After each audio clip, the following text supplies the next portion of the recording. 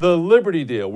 This is obviously a special about infringement of rights and where that starts and where that stops during a pandemic.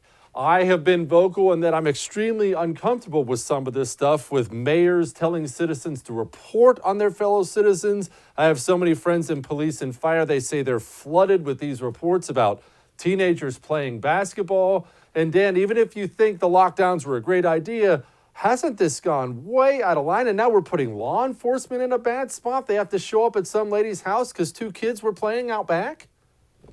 It's completely out of control. I posted this on kind of my typical Sunday thoughts social media tweet because this has biblical origins, but laws have to be respectable if we are to respect them. Okay, so what makes a respectable law? Well, it has to be based in old truth. That's why we have the 10 Commandments as a foundational aspect of our laws. So it's the first thing to remember as a policymaker. Take a civics class, first of all.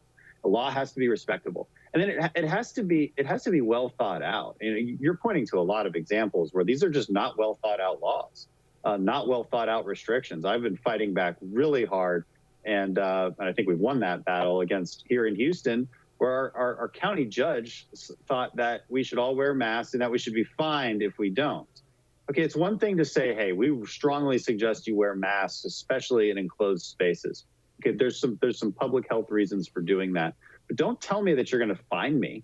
That's ridiculous. That has no good judgment. There's no basis in law for that, or civil, and it's an infringement on civil liberties. There's no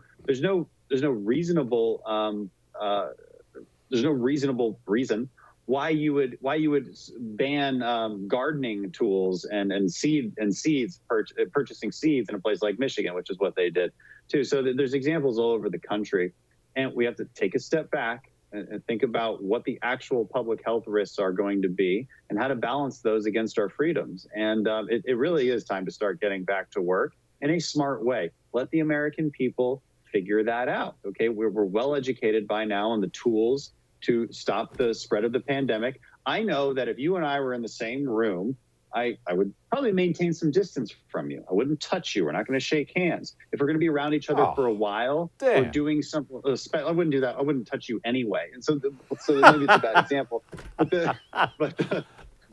Because you're freakishly tall. I don't know if people realize that. You just tower over everybody. I don't want to be near you anyway. And then,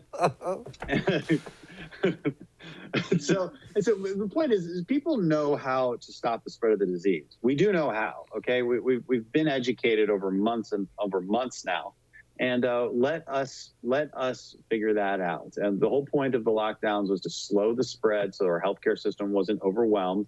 Well, it's not overwhelmed, but the virus still doesn't have a vaccine. So don't tell people that it's just going to go away if they stay at home longer. That's never been true. Dan, obviously we were talking about fortitude at the beginning, and you're right. We have to get back to work. Even if you're scared to death, it's just not, you can't stay locked down. The country will be finished. But people are scared. They've been told for 2 months now, if you go outside, you're in grave danger, grandma's in danger, so on and so forth.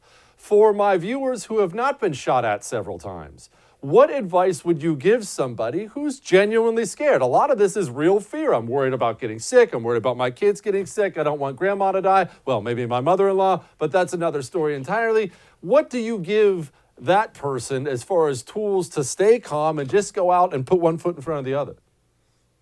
Yeah, no, it's a really good point because, guys like you and me do have to take a step back and say, well, we're used to taking risks. And so it's easy for us to say, hey, we got to live with risk. But here's why you're scared. You're scared because this is a new risk. You should be terrified of barreling down the highway at 80 miles an hour with a lot of other people who aren't paying attention. They're probably texting while they're driving and not paying attention when they change lanes. You should be scared of that. And yet you're not. Why aren't you scared of that? Well, because we have a pretty well-defined system of risk mitigation when it comes to things like driving, and we have that same well-defined system now of risk mitigation with respect to this pandemic. If you have these pre-existing conditions that make you susceptible to the virus, maybe you should stay at home. You have more reason possibly to be scared. Fair enough. Let's separate that out. But if you don't understand what the risk factors are, they're very, very low chance of hospitalization. There's a good chance you might not feel anything at all. Okay, these are just facts that we should arm ourselves with. And here's the most important thing. You have the ability to stop the spread yourself. You do. You have the tools, you have the power. If you don't want to be right up in somebody's face, you don't have to be. There really isn't many jobs out there that require you to be right up in somebody's face. Okay, you don't have to have that conference around a table. You guys can spread out. Or you can continue doing Zoom conferences, but you can still work. So I'm not saying get back to perfectly normal life, but we do have the tools to get back to a pretty new normal and not destroy our society. Dan Crenshaw, great congressman from Texas and author of the book Fortitude. I appreciate you, sir. Hey, thanks for having me, Jesse. Always good to be with you. Hey, thanks so much for watching The First on YouTube. If you liked what you saw, go ahead and like and subscribe. You heard me. Like it, subscribe. You'll get a lot more of it and a lot more of me.